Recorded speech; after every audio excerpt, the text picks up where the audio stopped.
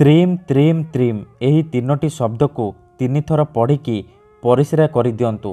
Guarantee ଦେଉଛି ସେ ଝିଅ ପଟିବ। ନିଜେ ଆସିବ, ଆପଣଙ୍କ ସହିତ କଥା ହେବ, ଆପଣଙ୍କୁ ଭଲ ପାଉଛି ବୋଲି କହିବ। କେବଳ ଆପଣଙ୍କୁ ତ୍ରିମ୍ ତ୍ରିମ୍ ତ୍ରିମ୍ ଏହି ତିନୋଟି ଶବ୍ଦକୁ 3 ଥର ପଢ଼ିକି ପରିସ୍ରା କରିବାର ଅଛି।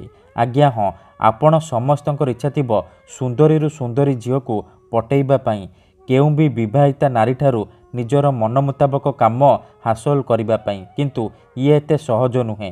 ଏଥିପାଇଁ ମୁଁ ଆପଣଙ୍କ ପାଇଁ ଆମର ତନ୍ତ୍ରଶାସ୍ତ୍ରରୁ ଏମିତି ଏକ 3ଟି ଶବ୍ଦର ବଶୀକରଣ ମନ୍ତ୍ର ନେଇ ଆସିଛି, ଯାହାକୁ ଆପଣ ପଢ଼ି ପରିସ୍ରା କରିଦେଲେ ଯେଉଁ ଝିଅକୁ ଚାହିଁବେ ଆପଣ ତାକୁ ନିଜ ପ୍ରେମରେ ଦିବାନୀ କରିପାରିବେ।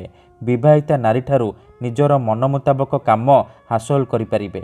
ଏହି ବଶୀକରଣ କରିବା ପାଇଁ ଆପଣଙ୍କୁ କେବଳ ଖଣ୍ଡେ ସାଧା କାଗଜ ଆଉ କଳା ରଙ୍ଗର କଲମ ଦରକାର।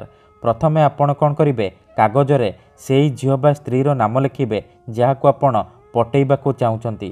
ତା ତଳେ ଆପଣ ଲେଖିବେ ତ୍ରିମ୍ ତ୍ରିମ୍ ତ୍ରିମ୍। ଏତିକି ଲେଖିସାରିବା ପରେ ସେ କାଗଜକୁ ନେଇକି କୌଣସି ଏକ ସୁନସାନ ଜାଗାକୁ ଯିବେ, ଯେଉଁଠାରେ ଆପଣଙ୍କୁ କେହି ଦେଖିବେନି କିମ୍ବା ଅଧାରୁ ଡାକିବେନି। ତାପରେ ସେ କାଗଜକୁ ତଳେ ମାଟି ଉପରେ ରଖିବେ ଆଉ ଆଖି ବନ୍ଦ କରିକି ସେଇ ଝିଅ ବା ନାରୀକୁ ମନେ ମନେ ଭାବିବେ।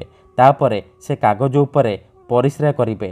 ପରିସ୍ରା କରିବା ସମୟରେ ଆପଣ ତ୍ରିମ୍ ତ୍ରିମ୍ ତ୍ରିମ୍ ଏହି 3ଟି ଶବ୍ଦକୁ 3 ଥର ପଢ଼ିବେ। ତାପରେ 5 ଥର ସେଇ ଝିଅ ବା ସ୍ତ୍ରୀର ନାମ ଉଚ୍ଚାରଣ କରିବେ ଯାହାକୁ ଆପଣ ପଟେଇବାକୁ ଚାହୁଁଛନ୍ତି।